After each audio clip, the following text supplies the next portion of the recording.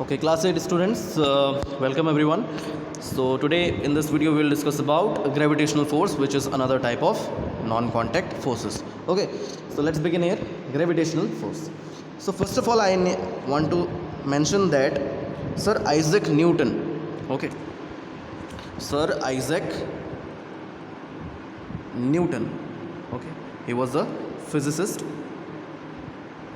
Sir Isaac Newton said that every object in this universe pulls every other object with a certain force. Okay, every object in this universe pulls every other pulls every other object with a certain force, and the pull exerted by objects possessing mass is called gravitational force. Okay, so you see, every object in this universe has certain mass, right? So the pull exerted by objects possessing the mass, okay, is called gravitational force. Okay, clear? So the gravitational force between two objects is a force of attraction. It is the force of attraction, and it acts even if the two objects are not connected by any means. Clear? It is due to the gravitational force between the sun and the earth, which holds the earth in its orbit around the sun. And also it is due to the gravitational force between the earth and the moon only, which holds the moon in its orbit around the earth. Clear?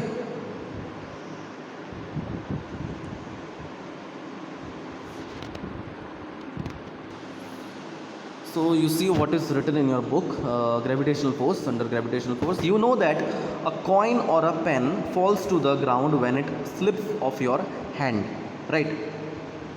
Similarly, the leaves or fruits also fall to the ground when they get detached from the plant. Have you ever wondered why it is so? Why do the coin falls to the ground when we slip the coin from our hand? And similarly, why the leaves or fruits, when they get detached from the plant, why these leaves or fruits fall to the ground, fall to the earth? Why? Because the earth exerts a gravitational force of attraction on the said objects, on every other object. Okay, the earth exerts what? A gravitational force of attraction on the, say, coin, on the leaves, or on the fruits, okay, that pulls it down. Okay, in fact, the earth pulls all the objects towards its center. Okay, so the force with which the earth pulls the object towards it is called the force of gravity, or just gravity. Okay, gravity is a natural phenomenon, or say natural force of attraction, or say pull. Okay, so we are pulled to the earth by the force of gravity only. Okay, we are pulled to the earth by the force of gravity. For example, when a child falls from a tree, it is due to the force of gravity which brings the child down to the earth. Okay, similarly, when a diver dives into a swimming pool, it is the force of gravity only which brings him down. So the force of gravity acts on all the objects. Okay, the force of gravity causes all the objects to fall towards the earth. Clear? Okay, so next paragraph, you see what is written in your book. When the coin is held in your hand, it is at rest, right? As soon as it is released, it begins to move downwards. So it is clear that the state of motion of the coin undergoes a change, right? The state of motion is changed, right? Initially the coin was at rest, so when it falls to the ground, it will be in motion, right? So there is a change in its state of motion. So can this happen without a force acting on it? Which is this force? Which is this force? Simply, when a coin slips from our hand, it falls to the ground due to the force of gravity only. Okay, because the force of gravity is acting on it. Okay, so when a coin is held in our hand, it is at rest. Okay, it is not in motion. When the coin is held in our hand, it is at rest. Okay, so as soon as the coin is released from our hand, it begins to move downwards and ultimately falls to the ground. So this downward movement of coin is brought about by the gravitational force of earth, or force of gravity, which acts in the downward direction. Okay, remember the gravitational force acts in the downward direction. Okay, the gravitational force of earth acts in the downward direction towards the center of earth. Clear? Okay, so objects or things fall towards the earth because it pulls them. So this force is called the force of gravity or just gravity.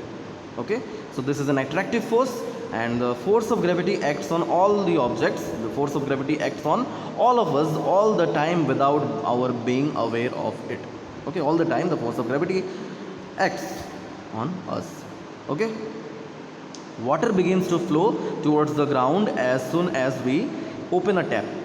Okay, similarly water in rivers flows downwards due to the force of gravity only. Okay, so gravity is not a property of the earth alone.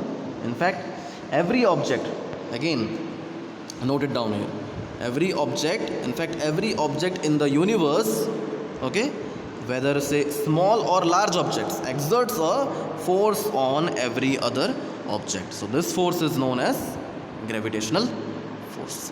Clear?